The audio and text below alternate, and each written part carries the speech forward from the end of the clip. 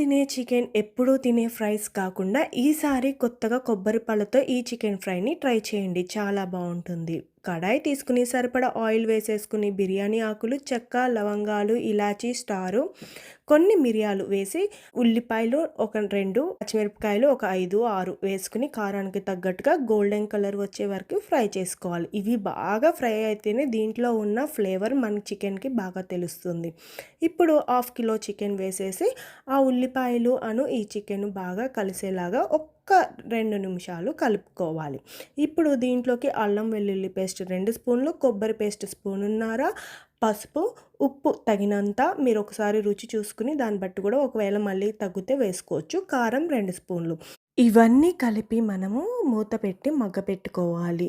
దీంట్లో ఉన్న వాటర్‌కి రిలీజ్ అయ్యి మన చికెన్ అనేది ఆల్మోస్ట్ హాఫ్ బాయిల్ అయితే అయిపోతుంది. సో, ఇలా బాయిల్ అయిపోయిన తర్వాత మనము కొబ్బరి పాలు యాడ్ చేసుకోవాలి. ఇక్కడ మీరు ఇంట్లో చేసుకున్న కొబ్బరి పాలైతే ఇంకా రుచి చాలా బావుంటుంది. ఫ్రెష్‌గా ఉంటుంది కాబట్టి ఆ ఫ్లేవర్ కూడా బావుంటుంది. ఇప్పుడు మూత పెట్టేసి అడుగంటకుండా మధ్యలో తిప్పుకుంటూ ఇలా దగ్గరకు వచ్చే వరకు కుక్ చేసుకోవాలి. లాస్ట్‌లో నేను ఇక్కడ చికెన్ మసాలా యాడ్ చేశాను అండ్ ఫైనల్‌గా కొత్తిమీర.